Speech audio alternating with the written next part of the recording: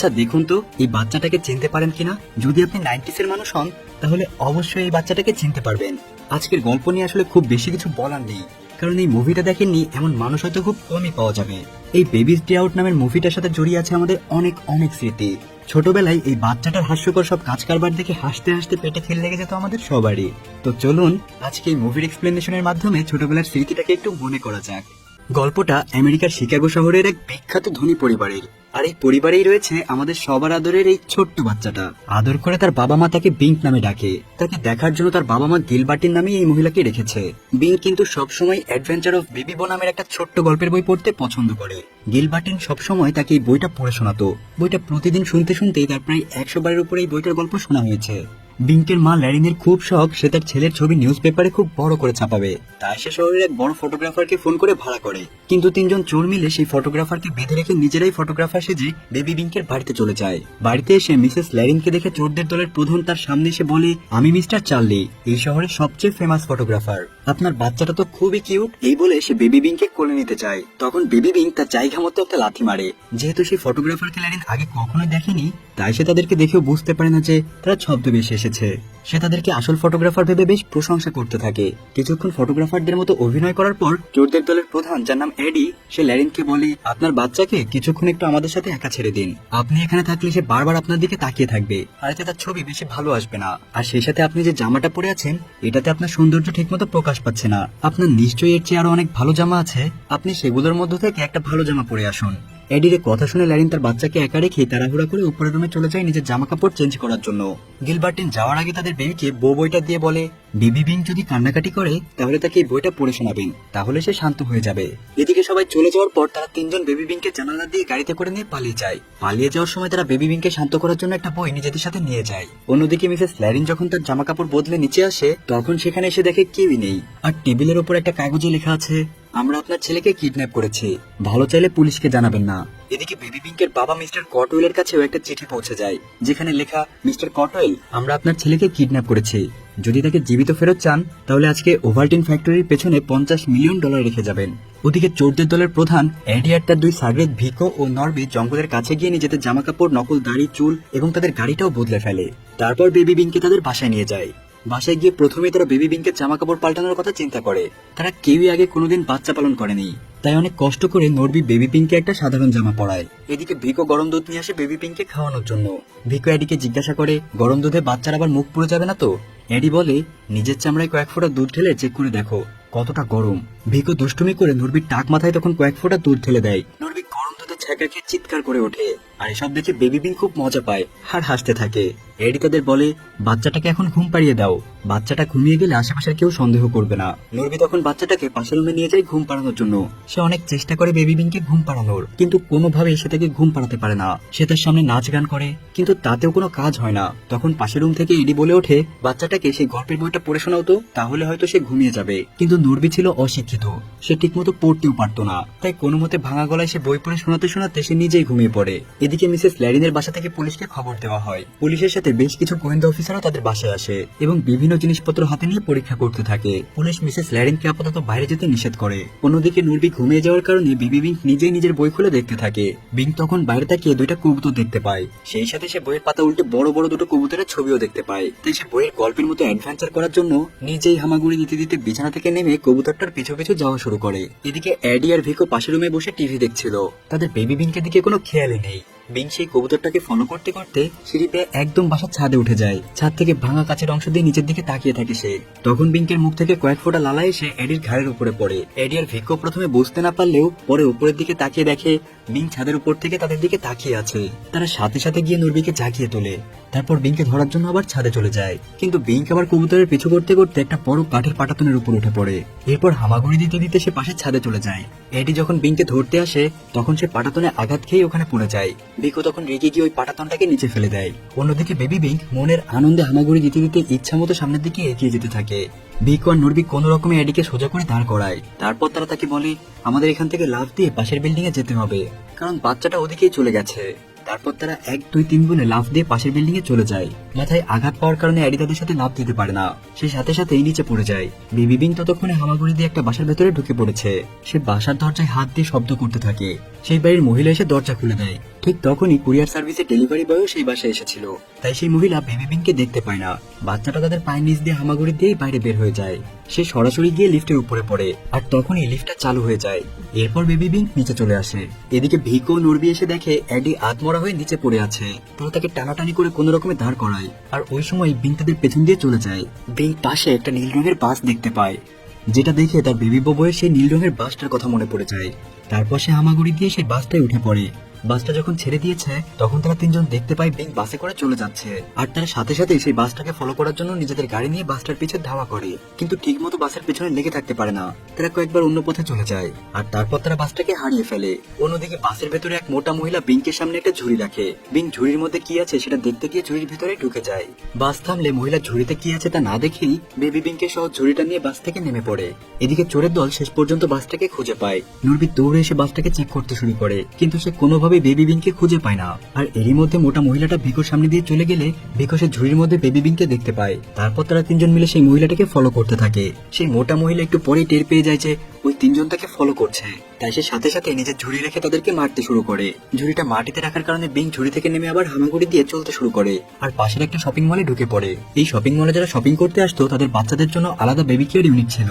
Baby বিংকে এক মহিলা হামাগুড়ি দিতে দেখে সে মনে করে বাচ্চাটা বেবি কেয়ার ইউনিট থেকে হয়তো বের হয়ে এসেছে, তাই সে আবার তাকে কোলে করে বেবি কেয়ার ইউনিটে রেখে আসে। তো বেবি বিংক আবার হামাগুড়ি দিয়ে সেই বেবি কেয়ার ইউনিট থেকে আস্তে আস্তে বের হয়ে পড়ে। এরপর সে একটা বেবি কেয়ার সাইকেলের নিচে ঢুকে পড়ে, কিন্তু একটু পরে এক মহিলা আসে আর বেবি কেয়ার সাইকেলটা নিয়ে চলতে শুরু করে।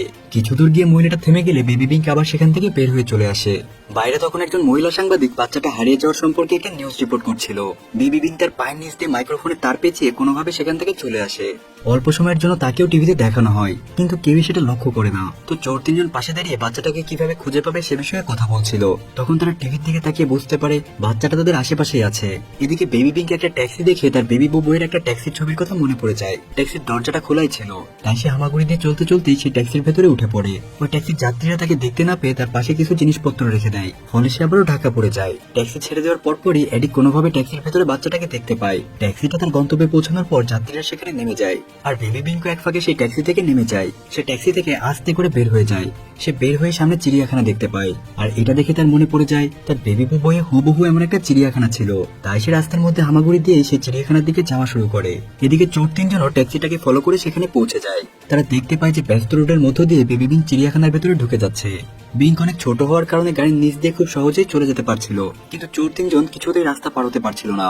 তাদের রাস্তা পার হতে অনেক সময় লেগে যায়। ততক্ষণে বেবি বিংক চিড়িয়াখানার ভেতরে ঢুকে যায়। তারা তিনজন যখন চিড়িয়াখানার ভেতরে আসে তখন তারা দেখতে পায় বেবি বিংক একটা গরিলার খাঁচার ভেতরে ঢুকে গরিলার সাথে বসে আছে, আর গরিলাটাও বেবি বিংকে খুব আপন করে নিচ্ছে। তারা তিনজন বাচ্চাটাকে সেখান থেকে বের করার অনেক প্ল্যান করে। প্রথমেই ভিকো খাঁচার ভেতরে হাত ঢুকিয়ে বিংকের জুতার ফিতা ধরে টানতে টানতে বাইরের দিকে নিয়ে আসতে চায়, কিন্তু গরিলা সেটা দেখে ফেলে।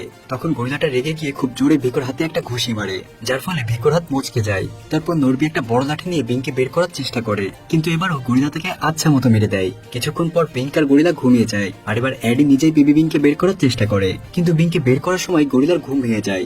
গরিলা উঠে অ্যাডিকে ধরে ফেলে, তারপর তাকে এত জোরে ছুড়ে ফেলে দেয় যে সে উড়ে গিয়ে অন্য একটা খাঁচায় চলে যায়। তারা তিনজন বিধ্বস্ত অবস্থায় সেখানেই পড়ে থাকে। তারপর গরিলার খাঁচার পেছনের দরজাটা হঠাৎ করেই খুলে দেওয়া হয়। বেবি বিংক পিছন দিয়ে আস্তে আস্তে সে চিড়িয়াখানা থেকে বের হয়ে যায়। চিড়িয়াখানাটার পাশেই ছিল একটা পার্ক।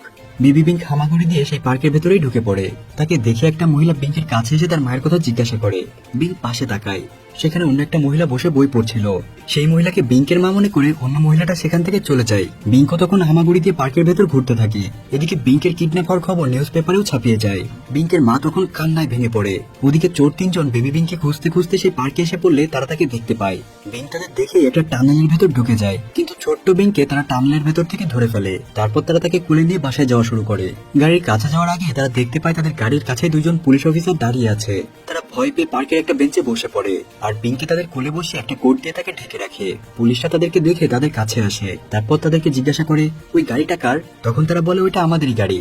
পুলিশ তখন বলে, গাড়িটা তো চালু অবস্থায় আছে, ওটাকে বন্ধ করোনি কেন? এদিকে কথা বলার সময় এডি বিঙ্কের মুখ হাত দিয়ে চেপে ধরে রাখে, তাই বিঙ্ক ভেতর থেকে বারবার এডির আসল জায়গায় গুঁথা মারতে থাকে। এডি কোনোভাবে পুলিশকে বলে, গাড়ির ব্যাটারির সমস্যা আছে, তাই স্টার্ট বন্ধ করিনি। তারপর পুলিশরা তাদেরকে বলে, একটা বাচ্চা কিডন্যাপ হয়েছে, তোমরা কি এ ব্যাপারে কিছু জানো? তখন বিঙ্ক এডির পকেট থেকে একটা গ্যাস লাইট খুঁজে পায়, তারপর সে ওটাকে টিপে টিপে আগুন জ্বালিয়ে ফেলে, আর আগুন জ্বালিয়ে সে ওটা এডির আসল জায়গার পাশে ধরে রাখে। এডি ব্যথা সহ্য করে নিয়ে বলে, না, আমরা তো কিছুই জানি না। পুলিশেরা নানান বাহানায় তাদের সাথে কথা বলতে থাকে। তখন ভিকো আর নরবি পুলিশদেরকে বিভিন্ন কথায় সেখান থেকে সরিয়ে নেয়, কিন্তু ততক্ষণ এডি সহ্য করতে না পেরে বিঙ্ককে ছেড়ে দেয়। তারপর বেবি বিঙ্ক আস্তে করে বেঞ্চের নিচ দিয়ে হামাগুড়ি দিয়ে চলে যায়, কিন্তু ততক্ষণ এডির প্যান্ট পুরো ধোয়া বেরোতে শুরু করেছে। ভিকো আর নরবি এসে দেখে এডির আসল জায়গায় ততক্ষণে আগুন ধরে গেছে। তারা তাকে মাটিতে ফেলে অনেক চেষ্টা করে আগুন নেভানোর, তারা বারবার তার বংশের ভাতির উপর লাথি দিতে থাকে। অবশেষে তারা আগুন নিভাতে সক্ষম হয়। অন্যদিকে বেবি বিঙ্ক হামাগুড়ি দিয়ে বড় একটা আন্ডার কনস্ট্রাকশন বিল্ডিং এর সামনে চলে যায়। সেখানে অনেক শ্রমিক কাজ করছিল। সেটা দেখে বিঙ্কের বেবি বউয়ের একটা ছবির কথা মনে পড়ে যায়। হঠাৎ সে দেখে একজন লোক কেক খেয়ে এক টুকরা কেক ভীমের উপর রেখে দিয়েছে। বেবি বিঙ্ক একটা খাওয়ার জন্য সেই ভীমের উপর উঠে বসে, আর সাথে সাথে সেই ভীমটা অটোমেশনের সাহায্যে উপরের দিকে উঠতে শুরু করে। বেবি বিঙ্কও তখন আনন্দের সাথে কেক খেতে খেতে উপরে উঠতে থাকে। এর মধ্যে বিঙ্কও সেখানে এসে বিঙ্ককে দেখে ফেলে। সে বাকি দুজনকে ডেকে এনে বিঙ্ককে দেখায়। সে তখন ভীমের উপরে বেশ আনন্দের সাথে কেক খাচ্ছে। এরপর তারা তিনজন লিফটে উঠে উপরে চলে যায়। তারা লিফটে থেকে বিঙ্কের উপর নজর রাখতে শুরু করে, কিন্তু লিফটের স্পিড বেশি হয় তারা বিঙ্কের আগেই উপরে উঠে যায়। তখন বিঙ্কের ভীম তাদের কাছাকাছি চলে আসে। তখনই ভিকো সেটার উপরে উঠতে চায়, কিন্তু সে উঠতে না পেরে ঝুলে পড়ে। ভিকোর ওজনের কারণে ভীম তাদের দিকে ঝুঁকে পড়ে, আর বেবি বিঙ্ক স্ল্যাট করে এসে লিফটের ছাদের উপর বসে পড়ে, কিন্তু ভিকো ভীম ধরে ঝুলে থাকে। এরপর লিফটে 2 তলার নিচে নেমে গেলে বিঙ্ক বিল্ডিং এর ভেতরে চলে আসে।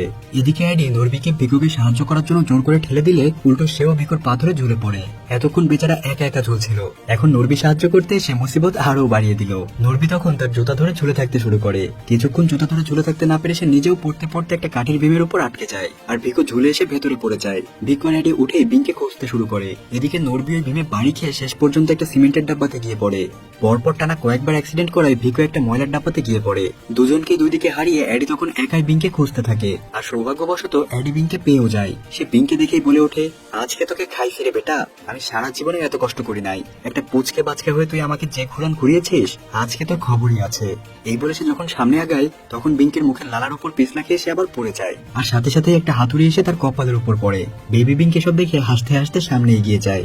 এডি কোনো মতে উঠে দাঁড়ায়।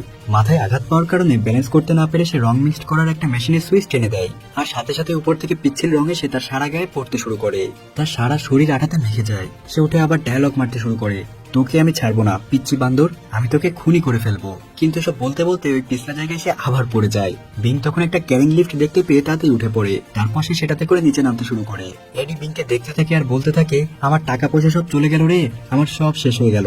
তখনই সে ক্রেনের একটা দড়ি নামতে দেখে সেটাতে ঝুলে পড়ে, কিন্তু ঝুলে পড়ার পরপরই হঠাৎ মেশিনটি বন্ধ হয়ে যায়। আসলে সন্ধ্যা হয়ে যাচ্ছিল দেখে সবাই মেশিন ও কাজ বন্ধ রেখে যে যার বাড়িতে চলে যায়। বেচারা এডি সারা গায়ে রং মেখে ক্রেনের দড়ি ধরে ঝুলে থাকে। এদিকে বিংকের ক্রেনও ততক্ষণে নিচে নেমে গেছে। সে ক্রেন থেকে নেমে হামাগুড়ি দিয়ে সামনের দিকে যেতে থাকে। এদিকে রাতের বেলায় ভিকো আর নরবি এসে কোনো মতে এডিকে সেখান থেকে বের করে নিয়ে তাদের বাসায় চলে যায়। এদিকে মিসেস ল্যারিনের বাসায় গোয়েন্দা অফিসাররা তদন্ত করা নিয়ে কথা বলছিল। তারা বলে, আমরা রিপোর্ট পেয়েছি। অনেকেই বলেছে একটা ছোট্ট বাচ্চাকে প্রথমে পাশে দেখা গিয়েছে, এরপর একটা চিড়িয়াখানায় দেখা গিয়েছে, আর তারপর তাকে একটা পার্কে দেখা যায়। পাশেই বসে থাকা গিলবার্টিন তখন বলে ওঠে, শেষটা কি কনস্ট্রাকশন বিল্ডিং? অফিসার অবাক হয়ে বলে, হ্যাঁ। গিলবার্ট বলে, এটা তো বিংকের সবচেয়ে প্রিয় বইয়ের গল্পটার মতো। গল্প একদম হুবহু এমনই ছিল। সেই অনুযায়ী এরপর সে নিশ্চয়ই রিটায়ার্ড আর্মি অফিসারদের কাছে যাবে। সাথে সাথে অফিসাররা তাদেরকে নিয়ে রিটায়ার্ড আর্মি অফিসারদের থাকার জায়গার দিকে রওনা হয়। এদিকে বেবি বিং সত্যি সত্যি আর্মি অফিসারদের হাউজে পৌঁছে যায়। বুড়া হয়ে যাওয়ায় রিটায়ার্ড আর্মি অফিসাররা তাকে দেখে অনেক খুশি হয়। তারা টিভিতে বিংকে কিডন্যাপ হয়ে যাওয়ার কথা জানতো। তারা বিংকে সবার মাঝখানে রেখে গান গেয়ে শোনাতে থাকে। আর কিছুক্ষণের মধ্যে সেখানে বিংকের বাবা মাও চলে আসে। তার মা তাকে দেখা মাত্র কোলে তুলে নেয়। সবাইকে ধন্যবাদ দিয়ে তারা বাড়ির উদ্দেশ্যে রওনা হয়। তো গাড়িতে যাওয়ার সময় বেবি বিংকে একটা বড় বিল্ডিং এর দিকে ইশারা করে বারবার বলতে থাকে, বউ বউ। তখন তার মা মিস ল্যারিন বোঝা যায় বিংকের বইটা ওই বিল্ডিং এ ফেলে এসেছে। তার মানে সে ওই বিল্ডিং এ ছিল। পুলিশ অফিসাররা তাড়াতাড়ি গিয়ে তাদের গাড়ি ঘুরিয়ে ওই বিল্ডিং এর কাছে যায়, আর সেই বিল্ডিং পুলিশ চারিদিক থেকে ঘিরে ফেলে। এদিকে সেই তিনজন চোর তখন ওই বিল্ডিং এর ভেতরে ছিল। হঠাৎ বউ বউ শব্দ শুনে অ্যানি সামনে এসে সেই বইটা দেখতে পায়। সে বলে, বিংক হয়তো সেই বইটা ফেরত নিতে চলে এসেছে। এই ধারণা করে তারা জানালার সামনে যায়, আর সাথে সাথেই তারা পুলিশের গাড়ি দেখতে পায়। পুলিশ তাদেরকে বলে, তোমাদেরকে ঘিরে ফেলা হয়েছে, বাচ্চার বইটাকে নিচে ফেলে দাও আর আত্মসমর্পণ করো। তারা কষ্টে আর অভিমানে বইটা ছুঁড়ে ফেলে দিয়ে আত্মসমর্পণ করে। বেবি বিংকের বাবা মা বিংকে নিয়ে বাসায় চলে আসে। তারা বিংকে ঘুম পাড়িয়ে তাদের নিজেদের রুমে চলে যায়, কিন্তু বিংক একটু পরেই আবার উঠে যায়। তারপর সে আরেকটা বই হাতে নেয়। যার নাম বেবি বয়ের চীন অ্যাডভেঞ্চার, মানে মুভিটার দ্বিতীয় পার্ট আসবে। তবে আজ প্রায় 30 বছর পার হয়ে গেলেও সেই দ্বিতীয় পার্টটি এখনো আসেনি। তাছাড়া এই বাচ্চাটাও কিন্তু এখন বুড়ো হয়ে গিয়েছে। তো ভালো থাকবেন সবাই, আল্লাহ হাফেজ।